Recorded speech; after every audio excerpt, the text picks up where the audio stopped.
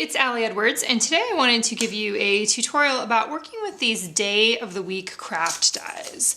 These are available in my shop, and they come, with the 7 days of the week. And to be able to work with these, what you need is a manual, or some of these have electric wheels on them, die cutting machine. And once you have those things, you can make a card that looks like this, which is perfect for Project Life. You can cut it into a 4x6, you can cut it into a 3x4.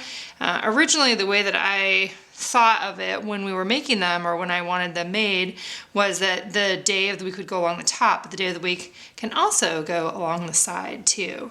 So I have here, this is an Evolution.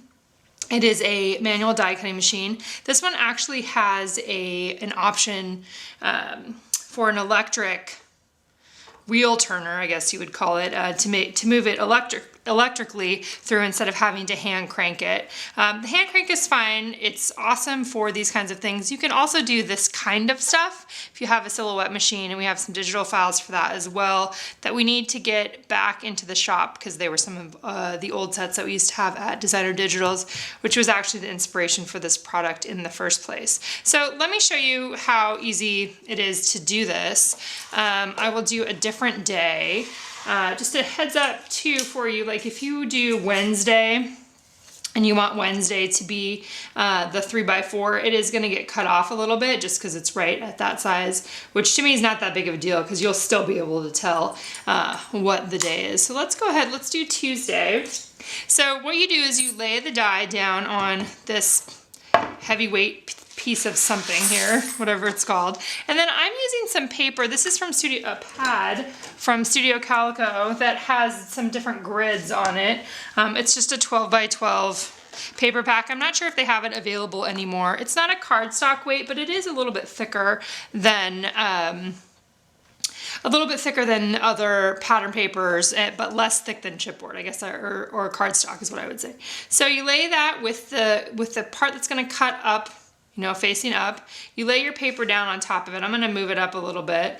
I'm just gonna do one at a time just so you can kind of see how this works. And then you take mat B and you put this on top. This has been well used. I've let some people at Anna's school borrow it for some projects. And then you are gonna run it through the machine. So you just lay it on here like this, get it all set up in there, and then take it through using the thing here. Okay. So all the way through, just keep going. All right. And then you can see there that you have the spot where Tuesday is going to poke out. So now what you need to do next, and let's move some of the stuff over so I can bring my trimmer over here, is you're going to cut it out to the size that you want to use it.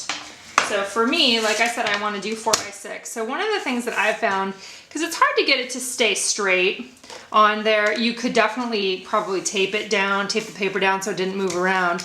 But I found that if I kind of just tear off the top part here, pulling it off, I'm going to get close in there anyway. So you can see where you have the part along the top. If you do that part first, use this as your guide on your trimmer because you want it to be 4 inches. Like, don't worry about if it looks like it's off. And notice how this part isn't going all the way up to the top. I'm using this as the guide because I want it to be in alignment with that. So now I have a straight line on the bottom, which means that I can come up here now and set this one wherever I want it, which to me I want it to be right kind of on the edge there. And you can see a little bit, there we go. So now I have that side, and then I'm turning it around again to cut it at 3 inches, which you then end up with this cool 3x4 card that you can add your story to. And like I said, I'm gonna go ahead and do the all of the days of the week here so that I have a fun set that can go across all the 3x4 pockets in Project Life. And so I'll share a little bit about what that looks like with you as I go along. But I'm gonna go through the process now of just cutting the rest of these out, and then I'll jump back on here and show you what it looks like.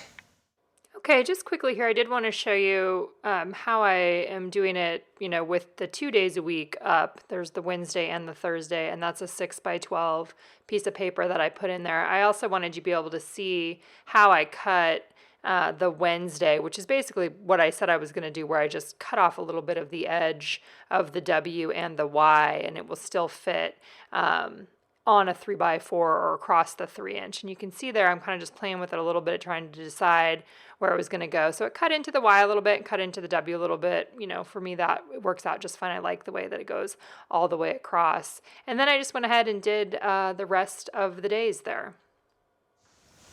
Okay, and just kind of jumping back on here to show you what the finished product looks like. Again, I chose to cut them as 3x4 cards that will then be slipped into a Project Life spread. And most likely what I'll do is just use a rolling date stamp to date each one and then journal on top of there. You could do more decorative things. You could use a pattern paper instead of